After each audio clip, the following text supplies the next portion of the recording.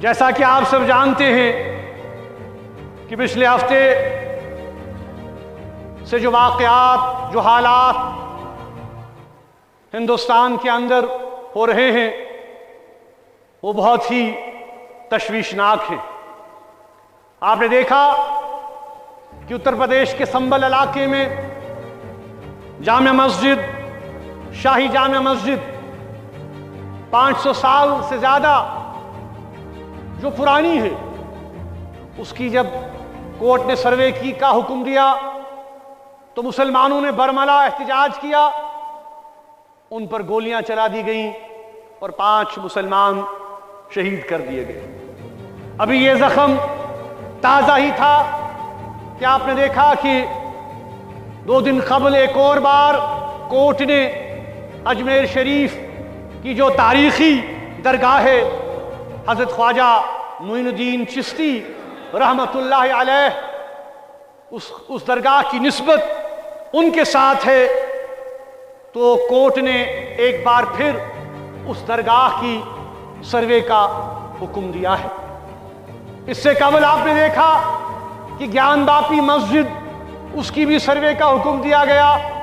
اس سے قبل آپ نے دیکھا کہ تاریخی بابری مسجد کے ساتھ کیا ہوا۔ یہ سارے واقعات ہمارے سامنے آیا ہے، یہ کوئی ڈکی چھپی بات نہیں ہے۔ میں یہاں پر یہ بات برملا کہنا چاہتا ہوں کہ یہ ہمیں سمجھ نہیں آ رہا ہے کہ یہ کیا طرز عمل اختیار کیا جا رہا ہے۔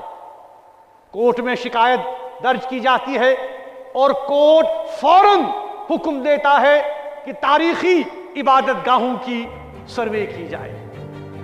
ہم یہ محسوس کر رہے ہیں کہ یہ معاملہ اتنا سیدھا نہیں ہے جتنا یہ نظر آ رہا ہے۔ مسلمانوں میں دن بدن یہ تشویش بڑھ رہی ہے کہ یہ کوئی ملی بھگت تو نہیں ہے کہ جس کے ذریعے سے مسلمانوں کے جذبات، مسلمانوں کے احساسات، مسلمانوں کے دینی مراکز جن کے ساتھ ان کی وابستگیاں ہیں، سالوں سے نہیں بلکہ سینکڑوں سالوں سے، ہزاروں سالوں سے، ان مراکز کو کمزور کرنے کی سازش کی جا رہی ہے۔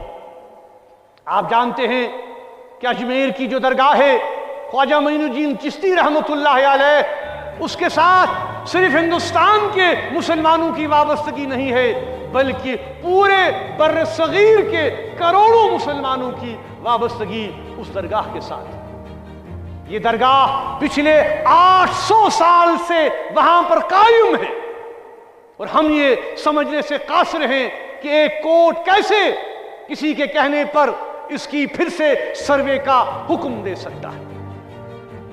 یہ افسوسناک طرز عمل ہے۔ ہندوستان کے مسلمانوں کے ساتھ ساتھ جموں کشمیر کے مسلمانوں کے جذبات بھی مجروح ہو گئے ہیں، کیونکہ ظاہر سی بات ہے کہ یہاں سے بھی ہزاروں مسلمان جو ہے اس درگاہ میں جاتے ہیں۔ ہم یہ سوال پوچھنا چاہتے ہیں کہ کیا ہندوستان ایک سیکولر ملک نہیں ہے؟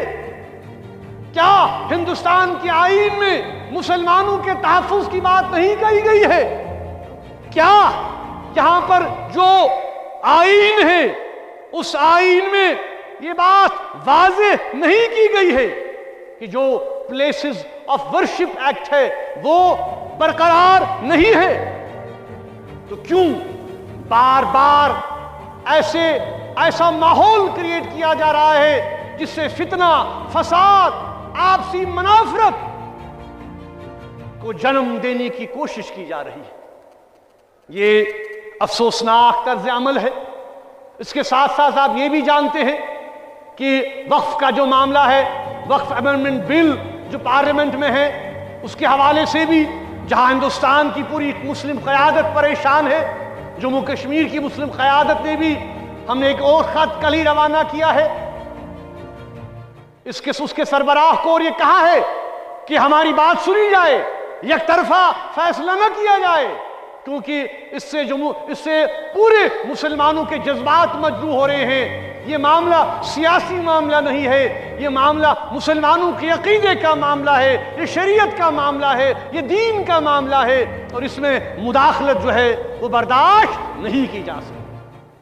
اس لیے ہم حکومت سے یہ کہنا چاہتے ہیں کہ وہ حالات کی سنگینی کا احساس کرے اور اپنے ذہن کو تبدیل کرے، اس مائنڈ سیٹ کو بدلائے، کیونکہ خدا نخواستہ اگر ان حالات و واقعات کا کوئی بیکلیش ہوتا ہے، کوئی حالات بگڑ جاتے ہیں، تو اس کی تمام تر ذمہ داری حکومت پر ہوگی، کیونکہ وہ ایسے اقدامات دیدہ دانستہ اٹھا رہے ہیں، جان بوجھ کر اٹھا رہے ہیں، جس سے مسلمانوں کے جذبات کو ٹھیس پہنچائی جا رہی ہے۔ ہم یہ محسوس کرتے ہیں کہ یہ عمل فوری طور سے بند کیا جانا چاہیے۔ یہ مختصر اس میں عرض کروں، بیان کروں آج کے حالاتوں ہند حوالہ، تو مگر ونی آو یہ اطلاع کی اور اس میڈیا آمت تو میڈیا ہسا تروک نو یور مسجد منز کی، مے چھن تران فکری کہ یہ کیا طریقہ چھو آج کل کس دورس مز، آج کل کس زمانس مز، یہ ممکن کہ اگر کت ون تو ام پتہ کیا یی کت سو دباؤن، ام پتہ کیا یی سو کت نظر انداز کرن۔ اس پولیس کس ات طرز عملس مذمت کران، ملامت کران، بیش تمن یہ ونان کہ طرز عمل بدلائیو، کت کریں، کت گژھِ لکن تام واتن، سن کت برملا، چاہے کنس پسند یی یا نہ یی۔